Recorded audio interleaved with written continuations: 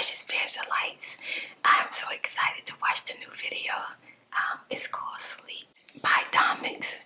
So let's see what they're talking about. Maybe they can help us. I don't know if they're talking about sleep, where to help you sleep, or you can't sleep, or you don't want to sleep, but we're gonna find out. And I hope you enjoy it. Sleep. It requires minimum effort, and you get to escape the stress and woes of reality. But sometimes I really dislike the need for it. Sometimes I just want to be up for 48 hours straight without having my soul leave my body in order to search for a more responsible vessel. We only have a limited time on this planet, and since I can't clone myself yet to maximize my activity output, I at least want to maximize the time I spend being conscious. Do you realize how many animes and video games I could finish much quicker if I didn't have to sleep? Because honestly, they're making them at a much faster rate than I can finish them. Anime and video games, Dom? How about them animations, okay? I just subscribe for bi-weekly videos. I demand you stop being a lazy ass and upload daily animations. I have rights, okay? Sometimes I wish we were like smartphones where we just need to plug ourselves in to recharge, but not have to power down to do so. Okay, people have told me that it's bad to use your phone while charging, while other sources say otherwise. Internet, can you confirm? Hit me with some science. Sleeping positions is another thing. I've always slept on my stomach for the majority of my life because that's just the most comfortable position for me and helps me KO the quickest. A couple of years ago, I started feeling some spinal pains, and when I went to go see a physician and told him how I slept, he was like, yeah, don't do that. And now I have to be really aware of my spine and how I sleep so I don't end up being perpendicular someday. But sometimes I just don't give a damn and will sleep in my favorite position anyway, the victory pose. Because I like to sleep like a winner and remind myself how good we have it up here in Canada while our neighbor has to deal with this clown fiesta. And then you have dreams which most of the time you don't even have control over.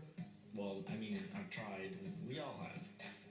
I like to start my dreams by apologizing to Uncle Ben and then continuing to use my superhuman powers irresponsibly with little to no consequences. I've had so many apocalyptic dreams of World Armageddon where monsters and zombie hordes are a daily norm and I'm forced to kill or be killed. And then I'd wake up and it's like... Aw, still boring. But on the flip side, I've also had surreal dreams that were so captivating that I'd forced myself to continue where I left off the previous night, as if it was some episodic series on Netflix. I used to sleepwalk as a kid and did some of the weirdest things. And I only know this because my family witnessed me in the act, so I can only imagine what kind of things happened when no one was around. There was one time I went to the bathroom door, which was just past my sister's room. My older sister just happened to be awake and caught me just standing in the hallway. When she got up and asked what I was doing, I just started stroking the door frame like a genie lamp, continued doing this for a solid minute, and then turned around and went back to bed. Another time when we used to live in a single-story house, I was in the middle of a nap and I needed to go to the bathroom. But instead of waking up and doing so, I slept-walked to the bathroom. But because of the layout of my house, I overshot the distance and ended up peeing in the kitchen into a shelf where we kept the bread. Oh my God. It was enough to bring me back into consciousness, but I was still in the middle of my session, so I panicked and made an even bigger mess. Oh And then another time, which was pretty fucking creepy, I wandered into my sister's room.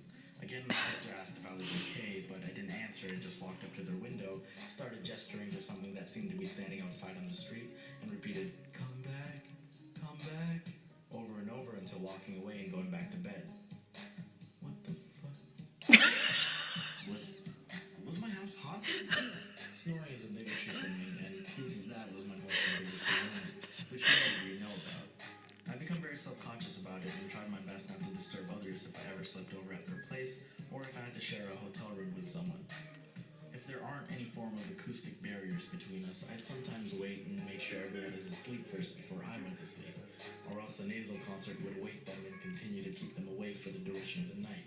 People sometimes wonder if I'm dying because I tend to emulate that kind of sound through my snore, but I'm actually perfectly fine after I wake up.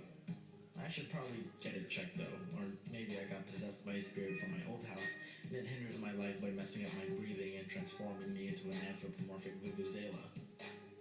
It's like being an annoying superhero. Animator by day, vuvuzela by night.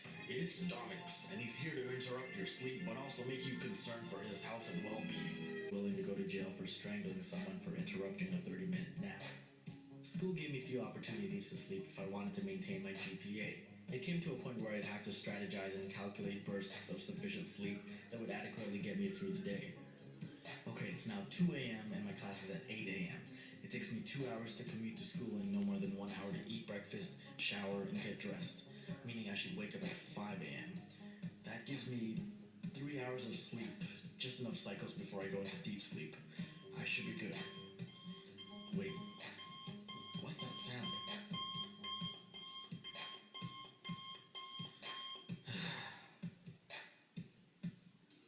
Yo, take notes for me. I think my biggest issue with sleep is thinking I've never done enough in the day before doing so.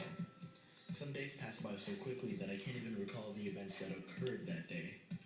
Oh crap, it's 1 a.m. already and I've only animated one scene. How did I spend 5 hours reading creepypasta? Most of the time, I'm not even aware of how far we are into the week. See, my philosophy is that tomorrow only comes after I wake up, and postponing sleep is the only way I can extend the today. Perhaps because I'm not ready for the tomorrow. Or perhaps days are filled with so much bliss that going to bed means submission, and avoiding sleep is my futile attempt at overindulging in something that need not to be kept in the present and can only survive as a past experience. And then I remember that Final Fantasy 15 keeps getting delayed, so I guess the sooner I sleep, the sooner it'll release. Square Enix, get your shit together. That was cute. I hope you guys enjoyed the video. I enjoyed it. I knew I would enjoy it. I love seeing videos.